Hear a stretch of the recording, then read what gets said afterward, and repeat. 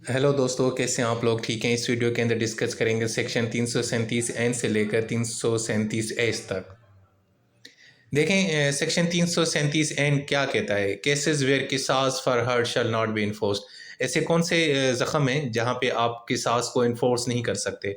मिसाल के तौर पर, अगर ऑफेंडर है वो मर जाता है, ठीक है ना, जिस शख्स ने आपको चोट पहुँचाई है, आप उससे किसास लेना चाहते हैं लेकिन वो मर जाता है, तब आप किसास नहीं एग्जीक्यूट करवा सकते। दूसरा, if the offenders organ is lost before execution, यानी एक शख्स ने आपकी आंख को नुकसान पहुंचाया, अब आप भी उसकी आंख को नुकसान पहुंचा रहे हो, लेकिन उसकी वो आंख जो है ना, किसास एग्जीक्यूट होने से पहले ही जनाब वो यानी कि वो डैमेज हो जाती है, तो उस सूरत में फिर क्या होगा? किसास तो नहीं होगा ना, फिर जनाब ऑफेंडर को अर्श कंपनसेशन पे करनी पड़ेगी और साथ में ताज़ीर की सज़ा हो सकती है, डिस्क्रिशनरी पनिशमेंट। उसके बाद इफ़ द विक्टिम वेव्स किसास और एग्रीज टू बदले सुलह, अगर जो विक्टिम है वो किसास माफ़ कर दे, माफ़ीनामा कर दे और मॉनेटरी कंपनसेशन, कोई पैसे वैसे ले ले, बदले सुलह वगैरह कर ले, तो तब भी किसास इन्फोर्स नहीं होगी। इसके अलावा एक और तरीका भी है जब किसास जो है ना वो माफ़ हो जाती है, जब विक्टिम का जो लीगल हेयर है वो शख्स बन जाए जो किसास क्लेम ना करे, तो उस सूरत में भी किसास अप्लाई नहीं होता। अब इसमें यह है, अगर दूसरा कोई वली एग्जिस्ट करता है तो फिर ऑफेंडर को अर्श पे करना पड़ेगा, लेकिन अगर कोई वली एग्जिस्ट नहीं करता तो ऑफेंडर को, मुजरिम को सिर्फ ताज़ीर की सज़ा सुनाई जाएगी। इसके अलावा जनाब उन्होंने कहा है कि एडिशनल ताज़ीर पनिशमेंट भी हो सकती है कुछ केसेस के अंदर। वो कैसे हो सकती है? अगर वो जो शख्स है ना, वो प्रीवियस कन्विक्ट है, पहले भी उसको कन्विक्टेड किया गया है, वो हैबिचुअल है, वो बार बार इस तरह की हरकत करता है और वो बड़ा डेंजरस और ख़तरनाक क्रिमिनल है, और उसने दूसरा ये कि जो जुर्म किया है वो क्या कहते हैं, इज़्ज़त के नाम के ऊपर मारा है, ऑनर के नाम पे मारा है, तो उस सूरत में क्या होगी? जो ताज़ीर की जो पनिशमेंट होगी ना, जो मैक्सिमम पनिशमेंट है ना, उसके 1/3 से कम नहीं होगी।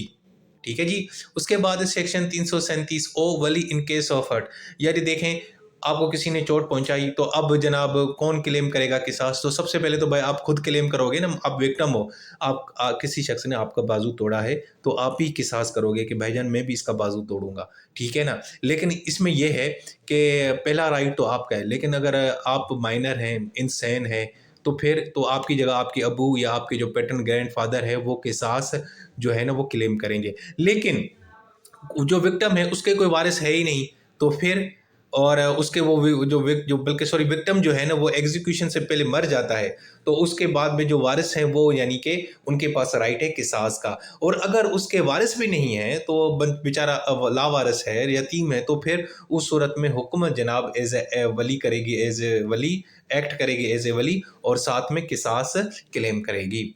उसके बाद है सेक्शन 337 पी एग्जीक्यूशन ऑफ किसास फॉर हर्ट, यानी अब एग्जीक्यूशन कैसे होगी किसास की हर्ट के मामले में जब चोट पहुंचती है। भाई एक तो आपने वो पब्लिक की किसास एग्जीक्यूट करना है, और वो किसास जो है ना एक ऑथराइज मेडिकल अफसर करेगा, और दूसरा ये कि एग्जीक्यूशन से पहले, यानी किसास में आपको पता है ना आंख के बदले आंख ली जाती है, तो उसमें सबसे पहले जो ऑफेंडर है, जो मुजरिम है, उसको एग्जामिन करा किया जाएगा, ख्याल किया जाएगा कि यार उसको ये ना हो कि आप जख्म पहुंचा रहे हो तो वो मर जाए बेचारा।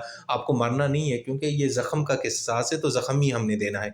दूसरा ये कि उतना ही ज़ख्म देना है जितना उसने दिया था, ये ना हो कि आपने उसने एक आँख निकाली थी, आपने गलती से दोनों आँखें निकाल ली, ऐसा नहीं होगा। दूसरा ये है कि किसास की एग्जीक्यूशन के दौरान जो वली का होना बहुत ज़रूरी है। अगर वली नहीं है, अदालत उनको बार-बार नोटिफ़ाई कर भी रही है, तो उस सूरत में जो ऑथराइज्ड ऑफिसर है, वो जिसको अदालत ने अपॉइंट किया है, वो इजाज़त दे देगा एग्जीक्यूशन की। अच्छा जी, लेकिन अगर कोई प्रेग्नेंट वुमेन है, उसकी आपने वो कन्विक्टेड है और आपने जनाब किसास करना है, तो जनाब अगर वो प्रेग्नेंट है तो 2 साल तक आपने किसास नहीं करना, क्योंकि अब वो क्योंकि वो प्रेग्नेंट है, उसके बदन में एक बच्चा है, तो अब आप उसको ज़ख्म तो नहीं दे सकते ना इस कंडीशन के अंदर, वो तो नुकसानकार है। तो 2 साल तक जब तक बच्चे की पैदाइश नहीं होती, आपने उसको किसास नहीं करना, ठीक है? हाँ, और उस दौरान अगर आपको बेहतर लगे तो आप उसको बेल के ऊपर आज़ाद भी कर सकते हैं, ताकि वो बच्चे की पैदाइश वगैरह जो है वो फर्निश कर सके, मामला हो जाए। और अगर आप उसको आज़ाद नहीं करना चाहते, आई मीन आज़ाद से मील बेल पे आप उसको ज़मानत नहीं देना चाहते, तो फिर आप जनाब उसको ज़्यादा सख्त सज़ा ना दें, कम सज़ा दें, जब तक ये बच्चे की पैदाइश नहीं। जब बच्चे की पैदाइश हो जाएगी फिर आपने किसास कर जाना है, ठीक है जी। उसके बाद सेक्शन 337 क्यू अर्श फॉर सिंगल ऑर्गन्स, यार देखें, एक बंदा है, आपने उसका एक ऐसा जो है ना ऑर्गन जो है ना वो डैमेज किया है जो जिस्म में एक ही पाया जाता है। जैसे नाक जिस्म में एक ही है, ज़ुबान एक ही है, उसका कोई दूसरा पेयर तो नहीं है ना, जोड़े में कोई नहीं है। तो उस सूरत में आपको अर्श पे करना पड़ेगा और वो होगा जो दियत की फुल वैल्यू होगी उसके बराबर। ठीक है जी। इसके बाद सेक्शन है 337 आर अर्श फॉर ऑर्गन्स इन पेयर्स। देखें यार, एक बंदे देखो हमारे यहाँ जिसमें कुछ ऐसे ऑर्गन्स हैं जो पेयर में हैं, जैसे आंखें, जैसे हाथ, जैसे टांगें।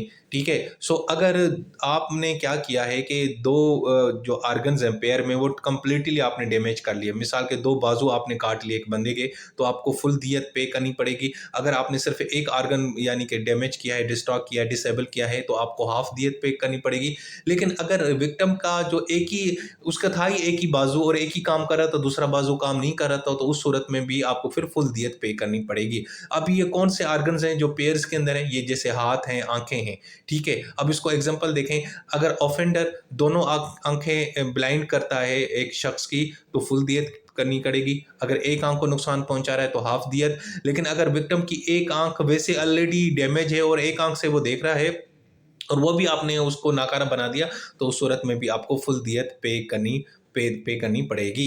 अच्छा जी, उसके बाद है सेक्शन 337 एस अर्श फॉर ऑर्गन्स एंड क्वाड्रुप्लिकेट। अब इसमें क्या है कि कुछ हमारे ऑर्गन्स ऐसे होते हैं जो चार हिस्सों में होते हैं। अब जैसे पलकें हैं, हमारी पलकें हैं ना, वो हमारी चार हैं। ठीक है ना।